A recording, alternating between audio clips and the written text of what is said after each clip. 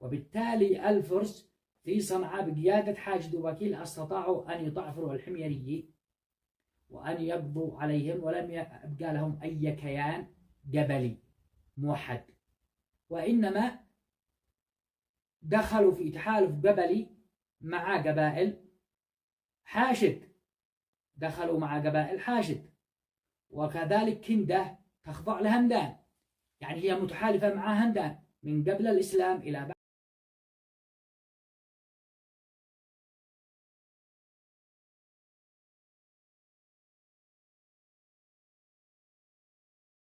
بسم الله الرحمن الرحيم، والصلاة والسلام على محمد بن عبد الله الصادق الأمين.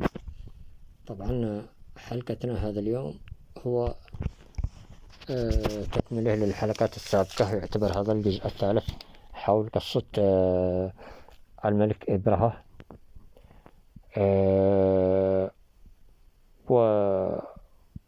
وسيف بن ذي يزن. طبعا توقفنا في الجزء الثاني حول إبرهة، الملك إبرهة، والذي ثبت يعني عند قيامه في بناء سد مارب ولم يستكمله، وحضور وفود من كسرى ومن ملك الروم ومن ملك إكسوم وغيره وغير، وحول ما ثبت من خلال النقش المدون إنه من قبيل ذي معاهر الحميري، وذو معاهر معروف إنها قبيلة هم أخوان للعباهلة وكانوا ملوك، ويعود نسبهم إلى ذو قد، وذو قد أخو اليزنين وإلى آخرته.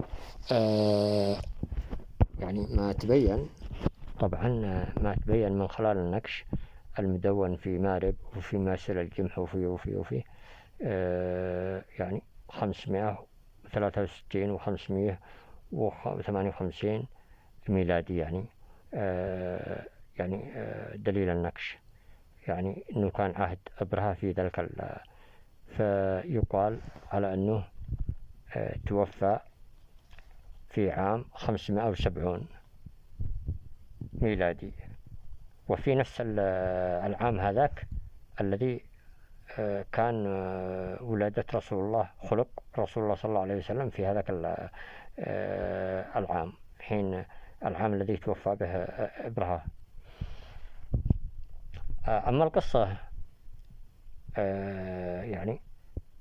يعني وجاء في التاريخ طبعا إن أبو الملك سيف بن ذي يزن توفى بنفس العام الذي توفى به إبرهة، يعني بعام 570 ميلادي. وأبو سيف بن ذي يزن هو معد يكروب بن سميفع ذو الكلاع الحميري.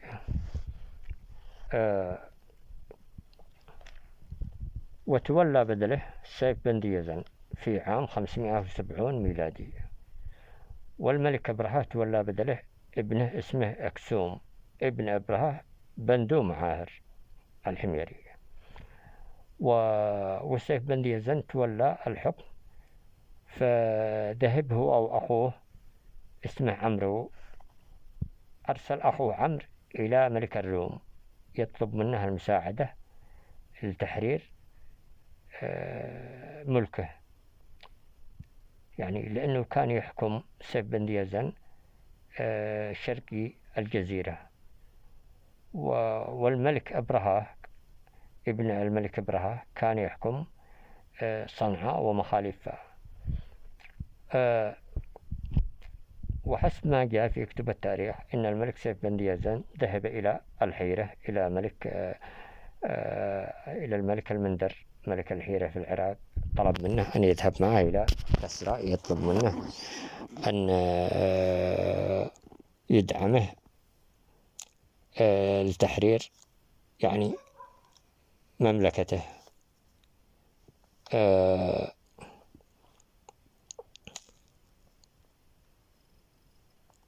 وعندما ذهب إلى الحيرة ذهب إلى الحيرة إلى المندر الغساني، هو من اليمن من بني الإزد، والإزد هم أخوة حمير.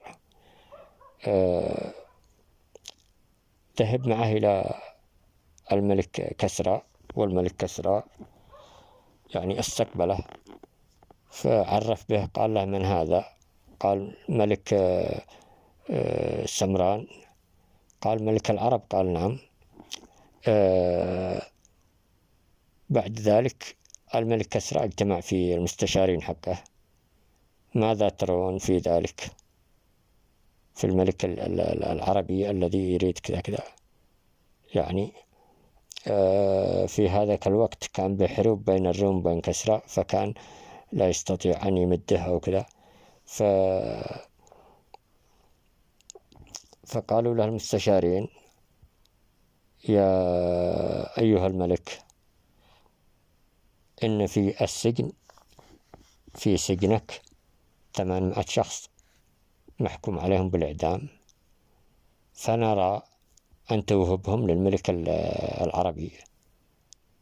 إن قتلوا فكان بها هذا الذي تريده قتلهم، وإن عاشوا فقد مهبه له. فقال: ونعم في الرأي الملك كسرى. فأخرجهم من السجن. وقال ابن خلدون في كتابه إنه قال نشوان الحميري إنه حملوهم على 2 سفن، في كل سفينة 400، وأنها غرق السفينة وماتوا 400 ووصلوا 400. وقال ابن خلدون إنها 8 سفن، في كل سفينة 100، إنها غرقت 2 سفن ووصلوا 600 يعني، ووصلت 6 سفن، في كل سفينة 100، 600.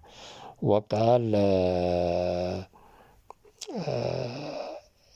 ابن هشام الكلبي في كتابه إنها 8 سفن، في كل سفينة 100، إنهم وصلوا 6 سفن يعني 600 فرد، و200 ماتوا الذي غرقين، وهكذا. ولكن المهم، فكما جاء في كتب التاريخ، كما ذكره الأستاذ الفرح في كتابه، إنهم وصلوا في السفن إلى ساحل أبين، يعني إلى ساحل أبين، إلى ساحل شبوة بالسفن. وعند وصولهم كان باستقبالهم يعني من الأقيال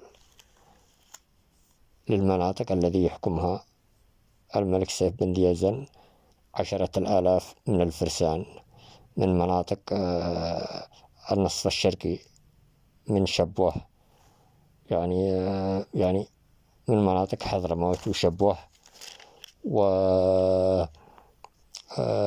ويافع والضالع ولحج وأبين وشبوة وحضرموت، ومناطق يعني من الفرسان والأقيال والتراخم والعود ومناطق العود والشعر والتراخم ذو رعين.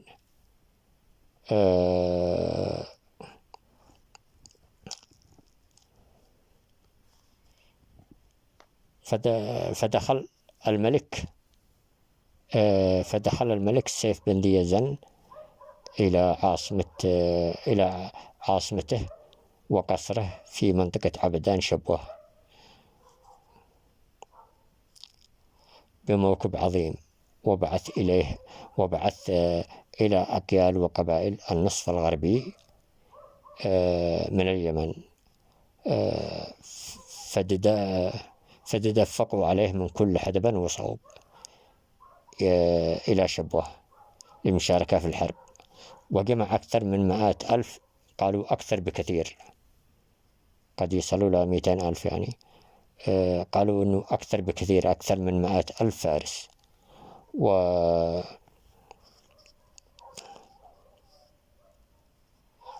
وابن أبرهة الملك مسروق، لأنه توفى يعني أكسوم، وملك بدله مسروق أخوه ابن أكسوم، يعني أخو أكسوم ابن أبرهة. فمسروق ابن الملك أبرهة ذو معاهر توجه بجيش قوامه مئات ألف، 30,000 من حمير ومن مذحج الذين يقبعون في حمدان وصنعاء وما حولها، و70,000 من الفرسان مملكة أكسوم الذي هم معه. فالتقوا، والملك سيف بن ذي يزن حشد قواته إلى منطقة إلى مداخل صنعاء في منطقة ذو غيمان في خولان. قال نشوان الحميري إنه اشتركوا مع سيف بن ذي يزن بنو شهاب، هم قبيلة حميرية طبعا. والقيل البطل الخنفري حجر بن زرعة الخنفري الحميري، قيل أبين ويافع وسر ويافع. والقيل عمرو بن الصباح الحميري، وهو قيل رداع، وهو قيل مناطق رداع، مناطق صباح ورداع في البيضاء، وسر مذحج. هذا القيل عمرو بن الصباح.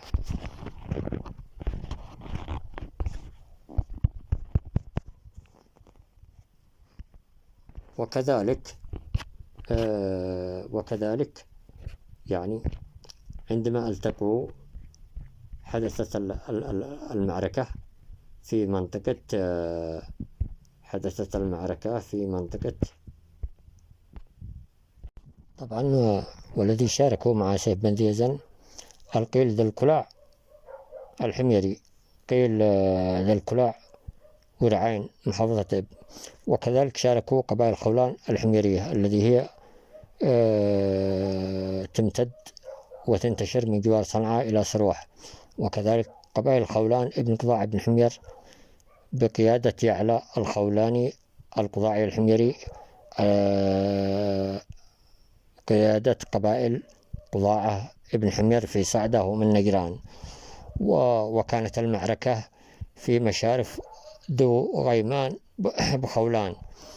وحدث قتل الملك مسروق ويزيد الصدفي الذي كان يقود قبائل من حمير ومن قضاعة ومن مذحج مع مسروق. وبذلك يعني تفرقت الجموع حق مسروق، ودخل الملك سيف بن ذي يزن مع الجموع حقه وجيشه إلى قصر غمدان وملك كافة الجزيرة العربية، وكلف الأمير نوال ابن عتيك على صعدة واليمامة والحجاز وعسير وكافة المناطق يعني. وكان مقر حكمه في حصن محنصة، يعني منطقة هكذا قلعة في صعدة. ما ود يعني. وحكم الملك سيف بن ذي يزن إلى عام 591 ميلادي، قبل بداية الإسلام ببضع سنين، يعني إلى 591 ميلادي حكم. ثم توفى وحكم بدله ابنه معد يكرب ابن سيف بن ذي يزن لمدة 4 سنين وتوفى. وبعد وفاته قالوا أنه حدث وأنه اغتيل من قبل الزنوج الأحباش أثناء قيامه بأجرى تدريبات عسكرية اختلى بهم أو كذا، وأنه حدث وأنه رموه بقوس أو كذا برمح مدري ما هو. فبعد وفاته يعني قال وهب بن منبه إنه لن يملك عليهم أحد بعد وفاة ابن معدي يكرب ابن سيف بن ذي يزن. قال وهب بن منبه الحميري، وقال ابن شريح الجرهمي في صفحة 1157 إنه لم يملك عليهم أحد بعد موت معدي يكرب، بل كل ملك على نفسه في اليمن. الأقيل كل ملك على منطقته لحين بدأ الإسلام. رسالتي وبعد ذلك ملك على شرق اليمن زرعه بن سيف بن ديزن.